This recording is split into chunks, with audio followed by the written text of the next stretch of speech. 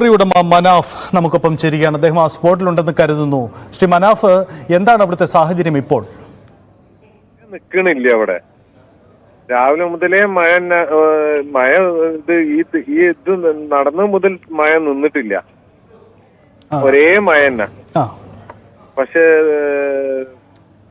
പെരുപ്പത്ത് നിർത്തി വെച്ചിരിക്കുന്ന സംഭവം. അതിന്റെ ഏറ്റവും വലിയ പ്രശ്നം ഞങ്ങൾക്കാണ് ഇപ്പൊ ഉള്ളത്. നമ്മളാള് അതിന്റെ ഉള്ളില് ഉണ്ട്, അതാണ് ടെൻഷന്. ഓക്കെ, ഈ എത്ര വാഹനങ്ങൾ അതിനുള്ളിൽ ഉണ്ടാവാം? ആ ഒരു സ്ഥലത്തിന്റെ ഒരു സ്ഥിതി എന്താണ്? ഇപ്പം നാട്ടുകാര് എല്ലാരും കൂടിയും ഇവിടെയുള്ള നാട്ടുകാരെ പറയണത് 2 ടാങ്കർ ലോറിയും കൂടി കാണാനുണ്ട്, മിസ്സിംഗാ.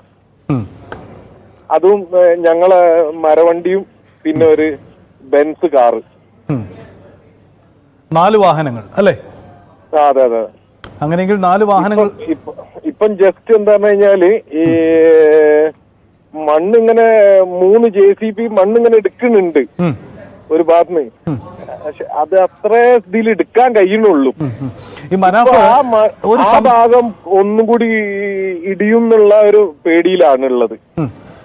കറക്റ്റ് ഞാൻ എന്റെ കൺമുമ്പിലുണ്ട്. ശരി, എനിക്ക് ഊഹിക്കാൻ കഴിയും. മനാഫ്, ഒരു സംശയം. ഞങ്ങളിപ്പോൾ ഈ ദൃശ്യങ്ങൾ കാണുമ്പോൾ ഞങ്ങൾക്ക് തോന്നുന്ന ഒരു കാര്യം, ഇത്ര 3 JCB തുടർച്ചയായി പ്രവർത്തനം നടത്തിയിട്ടും എടുത്തു മാറ്റാൻ കഴിയുന്നതിലും അളവുള്ള മണ്ണ് അവിടെ വീണിരുന്നു. അത്രയും വലിയൊരു ഇടിച്ചിലായിരുന്നു സാർ. ഒരു വലിയ മല,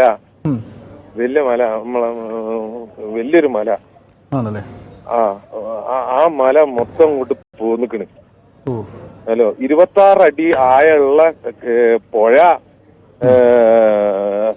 തൂർന്നുപോയി. പുഴന്റെ നടുവിൽ ഒരു ചെറിയ കുന്ന് ആയിക്കിനിപ്പോ മണ്ണ്. അത്ര മണ്ണ. ഈ നേരത്തെ വണ്ടിക്കാരൊക്കെ പോകുമ്പോൾ അവിടെ വണ്ടി സാധാരണ രാത്രി നിർത്തിയിട്ട് വിശ്രമിക്കാറുള്ള ഒരു സ്ഥലമാണോ?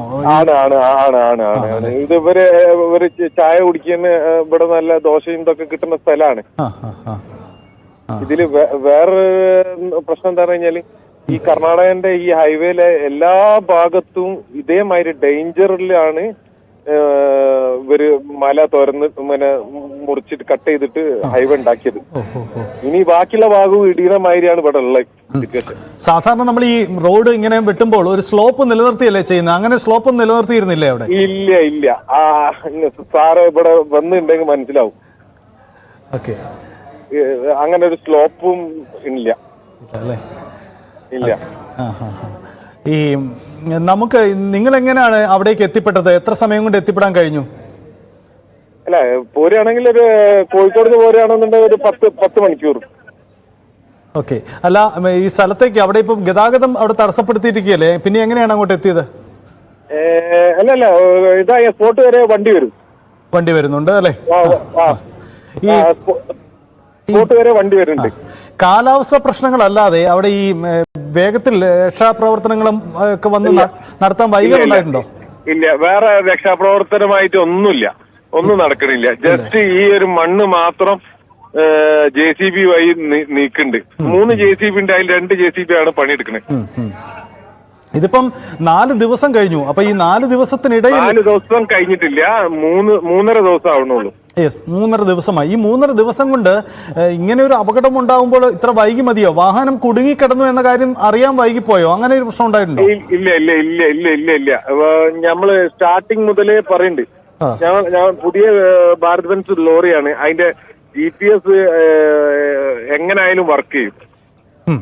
ഇതിൽ എന്താ പറഞ്ഞാൽ, ഈ കുന്നിടിഞ്ഞിട്ട് ഒരു ഏകദേശം 200-300 മീറ്റർ വീതിയുള്ള പുഴന്റെ അക്കരെയുള്ള 14 വീടെന്ന് പറയുന്നുണ്ട്, 8 വീടെന്ന് പറയുന്നുണ്ട്. ആ വീട് വരെ ഫുള്ളായിട്ട് ഒലിച്ചു വയ്ക്കുന്നത്. അമ്മാതിരി ഇമ്പാക്റ്റ് ആണ് ഉണ്ടായത്. ഓക്കെ, അപ്പം അങ്ങനെയാണ് സംഭവിച്ചത്. അപ്പൊ ഈ നിലവിൽ ഈ ഇന്ന് രാവിലെ അർജുന്റെ ഭാര്യ സംസാരിക്കുമ്പോൾ ഈ മൊബൈൽ റിംഗ് ചെയ്തു, അർജുന്റെ ഫോൺ റിംഗ് ചെയ്തു.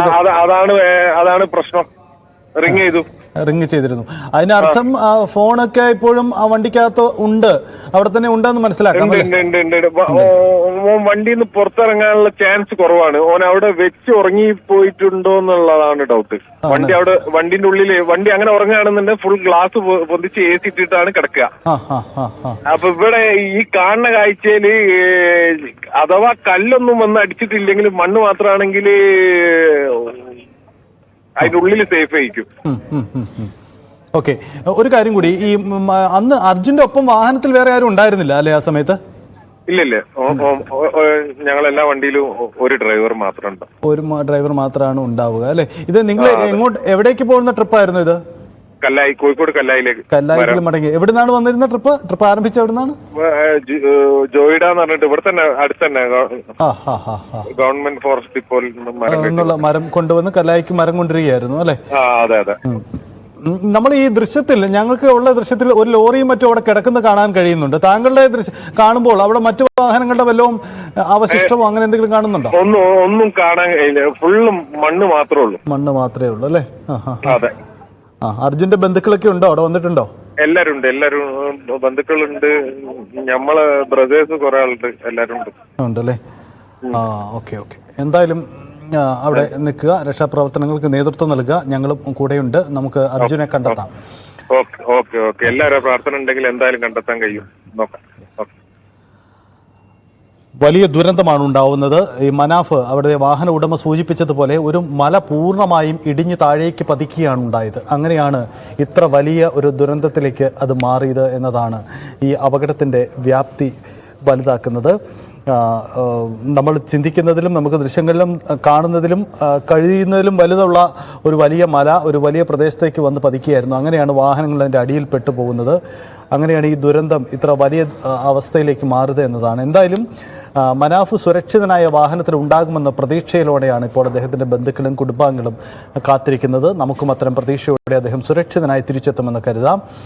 ഫോൺ രാവിലെ റിങ് ചെയ്തിരുന്നു എന്നതാണ് പ്രതീക്ഷിക്കുന്നത്. അങ്ങനെയെങ്കിൽ ഒരു പക്ഷേ വാഹനത്തിനുള്ളിൽ അദ്ദേഹം ഉണ്ടായിരിക്കാം എന്നതാണ്. അതിനാദ്യം വേണ്ടത് നമുക്ക് വാഹനം കണ്ടെത്തുക എന്നുള്ളതാണ്. ഇതുവരെയും